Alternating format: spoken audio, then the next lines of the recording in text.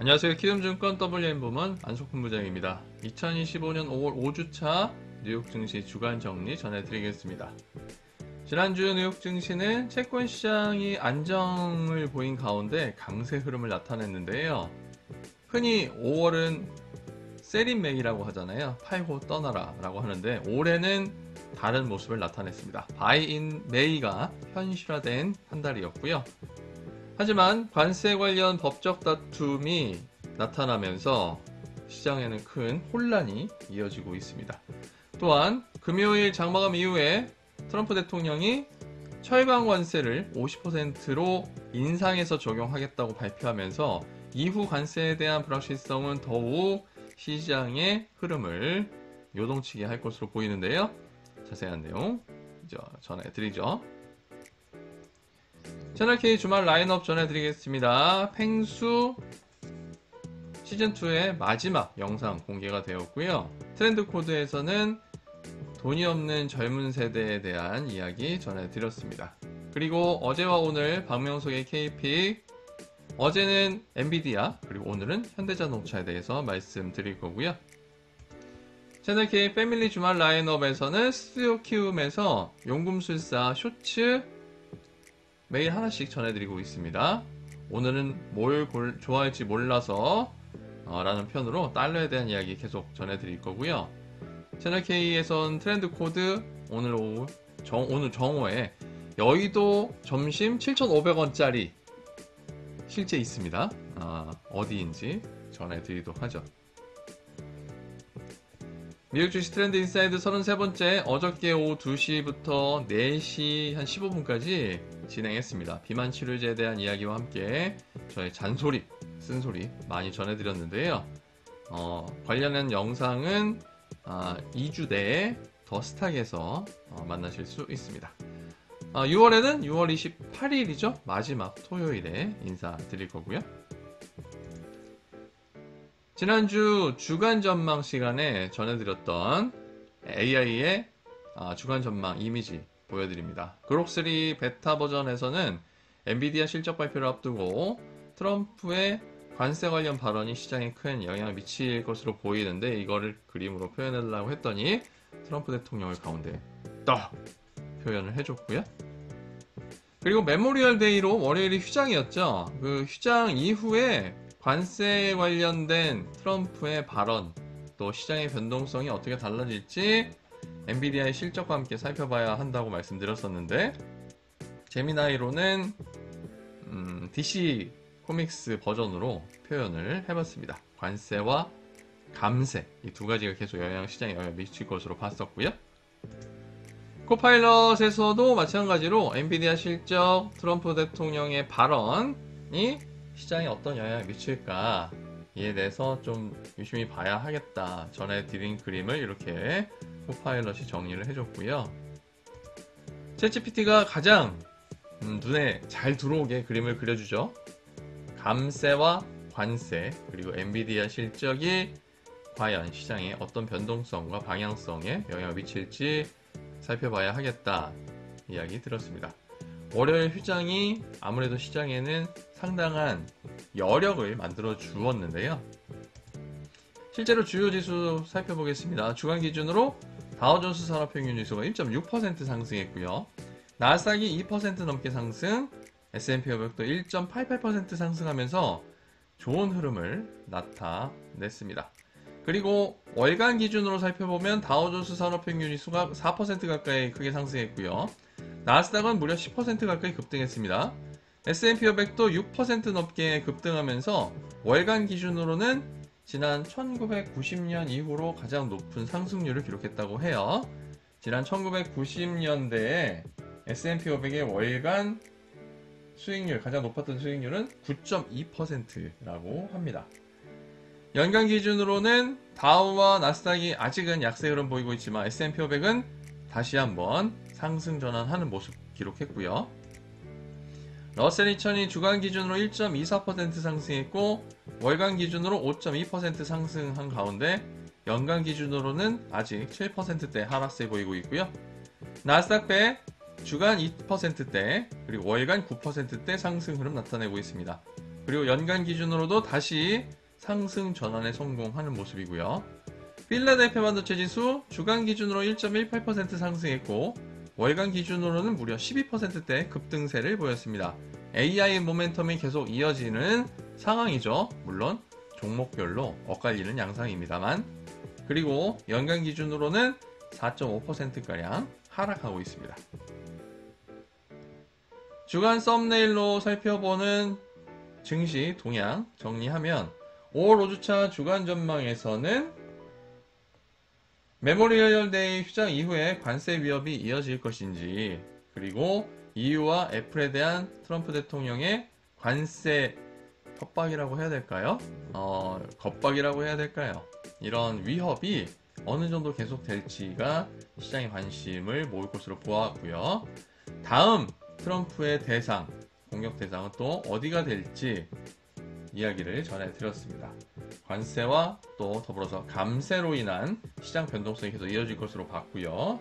수요일 마감 이후에 엔비디아 실적에 대한 기대와 우려가 매우 컸다는 점도 말씀드렸죠. 5월 26일 월요일은 휴장이었습니다. 메모리얼 데이로 휴장으로 저희가 여름에 대한 이야기를 좀 드렸죠. 드라이빙 시즌이 시작되면서 이 시즈널, 계절성을 반영해서 살펴봐야 할 섹터 등에 대해서 말씀을 드렸습니다. 그리고 개장한 5월 27일은 주식시장이 상대적으로 크게 상승했습니다. 나스닥이 무려 2.5%가량 급등했고요. S&P 500이 2%, 다우가 1.78% 상승하는 등 급등세를 나타냈는데요. 채권시장 안정화가 시장 급등의 주요 원인이라고 보시면 되겠습니다. 아무래도 일본의 초장기채 발행을 좀 줄이겠다고 한 것이 시장에는 아주 긍정적으로 작용을 했고요. 경기 지표도 예상보다 준수한 모습을 나타냈습니다. 이와 함께 테슬라에 대한 기대 심리가 더 커졌죠.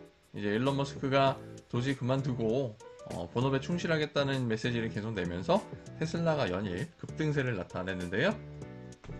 이어서 수요일은 전일 급등에 따른 차익 매물이 좀 출회되면서 0.5%가량 하락하는 양상을 나타냈습니다. 5월 FOMC 회의록이 공개가 되었고, 이와 함께 트럼프가 반도체 설계 소프트웨어 업체들의 대중국 판매 중단을 명령하면서 장 분위기가 나쁘진 않았는데 이후에 차익 실현 매물이 출회되면서 하락 마감을 했죠. 반면에 장 마감 이후에 엔비디아가 깜짝 실적을 발표하면서 5%대 급등세를 보였고요. 이와 함께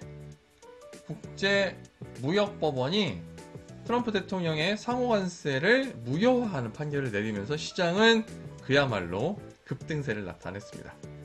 하지만 5월 29일 목요일 트럼프 행정부의 항소에 따라서 미 항소법원은 무역법원이 내린 결과에 대해서 효력을 정지시켰고요. 이에 따라서 다시금 상호관세가 유지되자 급등 출발했던 주요 지수 상승폭을 대부분 반납하면서 마감을 하게 되었습니다.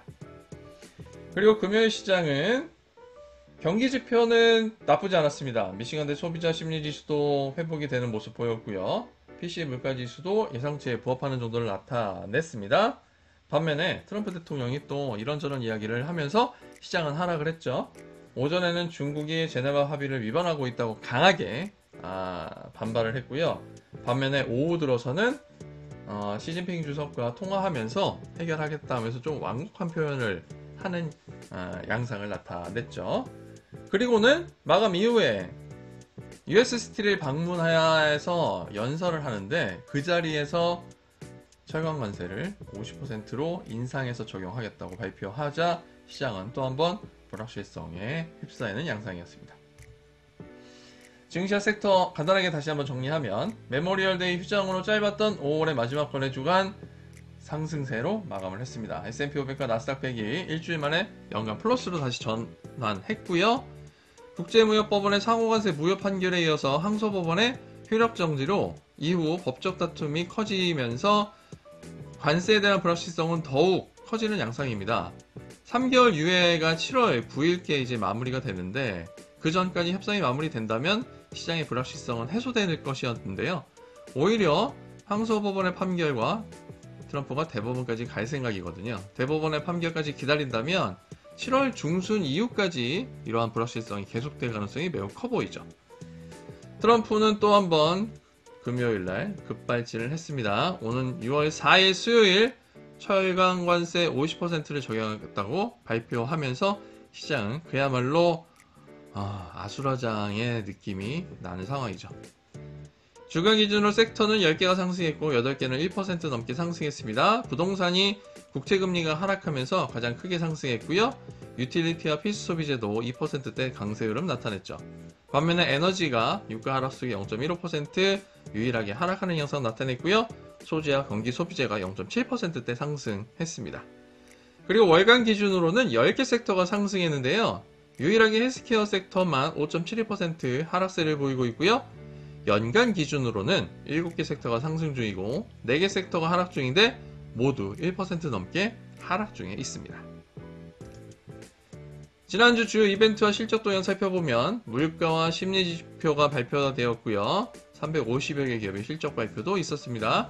PC 물가지수, 1분기 GDP, 잠정치, 그리고 소비자 심리지수, 국채 입찰들이 계속 이어졌는데 경기지표는 그렇게 나쁘지 않았다 말씀드릴 수 있겠고요.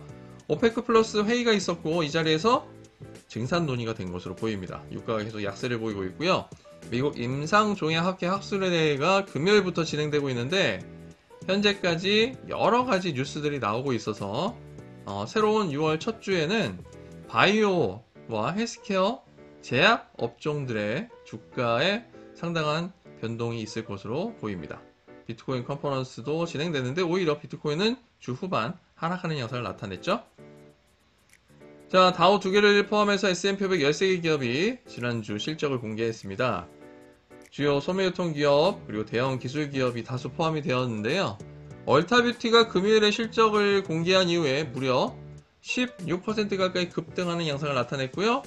코스트코 홀세일도 밸류에이션 부담에도 불구하고 3%대 상승 마감했습니다. 엔비디아도 아쉽지만 3% 가까이 상승 흐름을 보였고요. 풋라커, 딕스포팅 굿즈가 인수하기로 발표하면서 실적 가이던스를 공개하지 않았지만 긍정적인 숫자 그리고 인수합병에 대한 기대 심리에 0.21% 상승 마감했습니다. 반면에 HP, 델 테크놀로지스 등 이 PC 업체들의 실적은 나쁘지 않았지만 가이던스에 대한 우려가 커지면서 하락하는 양상 나타냈고요. 베스트바이 역시 관세와 관련해서 하락세 보였습니다. 마벨 테크놀로지스도 전반적으로 이번 주 반도체 업종이 강세를 보였지만 이후 가이던스에 대한 우려 속에 1%가량 하락 마감했습니다. 주간 기준으로 말씀드렸고요. 빅7의 시가총액 살펴보죠. 마이크로소프트가 1위 다시 올라섰고요. 엔비디아가 2위에 자리했습니다. 애플이 2조 9,990억 달러로 3위에 랭크되어 있고요. 아마존과 알파벳이 2조 달러 이상의 시가총액, 그리고 메타 플랫폼스와 사우디 아람코가 1조 6천억 달러 이상 기록하면서 7위에 랭크되어 있고요. 8위에 브로드컴, 9위에 테슬라, 10위에 버스크셔 해서웨이, 그리고 TSMC까지 해서 글로벌 주식시장에서는 11개 기업이 시가총액 1조 달러 돌파 중입니다. 그리고 월마트와 JP모건 체이스, 비자가 그 뒤를 잇고 있습니다. S&P 500 주간 기준으로 히트맵 살펴보면 지지난주 금요일부터 지난주 금요일까지 5거래일간의 내용입니다. 대부분 파란색 불을 켜고 있는데 세일즈포스 인수합병에 대한 우려 속에 6%대 하락을 했고요. 우버 테크놀로지는 아무래도 테슬라의 자율주행 로보택시 출시 소식에 크게 하락하는 양상을 나타냈죠. 인투이트는 좋은 실적 발표하면서 주가가 지난주 금요일에 급등하는 양상을 나타냈고요.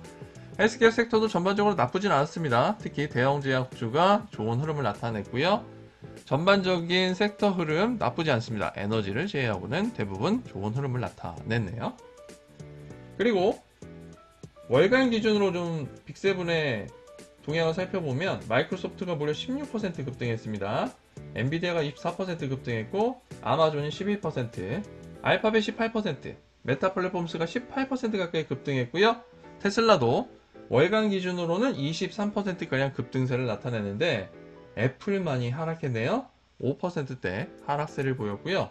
연간 기준으로는 현재 애플이 20% 가까이 하락 중에 있고 아마존이 6%대, 알파벳이 9%대, 그리고 테슬라가 14%대 하락세를 보이는 가운데 마이크로소프트는 연간 기준으로 9%대 상승 흐름, 엔비디아는 0.6% 상승, 그리고 메타 플랫폼스는 10.6%가량 연간 기준으로 상승세 보이고 있습니다. S&P 500 기준으로 상위 3개 종목 주간 기준입니다. 얼타뷰티와 홀로직, 워너브라더스 디스커버리가 1, 2, 3위를 차지했는데요. 얼타뷰티는 앞서 말씀드린 것처럼 실적과 가이던스 호조 속에 15% 넘는 급등세 보였고요. 그리고 홀로직은 사모펀드 두 군데에서 인수 제안을 했다는 소식이 전해지면서 14% 넘게 상승세 보였습니다. 그리고 워너브라더스 디스커버리는 COO가 모회사로 복귀한다는 소식에 11%가량 상승했죠. 반면에 주간 기준 하위 3개 종목 하나 살펴보면 리제네럴 파마스티컬스가 사노피와 함께 개발 중인 신약의 임상 결과가 좋지 않아서 상용화가 불가하다는 내용을 공개하자 16% 넘게 하락했고요. 실적과 가이던스 부진 속에 의료장비 업체인 쿠퍼도 13%대 하락했습니다. 그리고 오페크 플러스의 증산 전망과 함께 유가가 계속 하락세를 보이고 있죠. 텍사스 퍼시픽랜드 이번 주에 12%대 크게 하락 마감했습니다. 부분별 ETF도 살펴보면 글로벌 주식시장에 투자하는 ETF 중에는 대한민국 주식시장에 투자하는 ETF EWY가 3% 가까이 상승했습니다. 주요 산업에 투자하는 ETF 중에는 부동산 관련 기업에 투자하는 ETF VNQ가 2.5%가량 상승했고요. 상품 생산 기업에 투자하는 ETF 중에는 태양광 관련 기업에 투자하는 ETF TAN이 2% 가까이 상승 마감했네요. 마지막으로 키움전선 매매 동향 살펴보겠습니다. 3주째 순위가 고정되어 있습니다. 테슬라 2배 레버리지, 반도체 3배 레버리지, 테슬라가 1, 2, 3위를 차지하고 있는데 주간 기준으로 2% 이상의 상승 흐름 나타내고 있고요. 테슬라 2배 레버리지는 최근 한 달 동안에 45%, 반도체 3배 레버리지는 최근 한 달간 33%, 그리고 테슬라는 최근 한 달 동안에 23% 가까이 상승 흐름 나타내고 있죠. 월요일부터 일요일 아침 7시 30분 채널 K 글로벌에서 전해드립니다. 안석근의 뉴욕 증시 브리핑. 어느새 6월의 첫 날입니다. 편안하게 보내시고요. 저는 내일 아침에 권미정 아나운서와 함께 라이브로 다시 인사드리죠. 고맙습니다.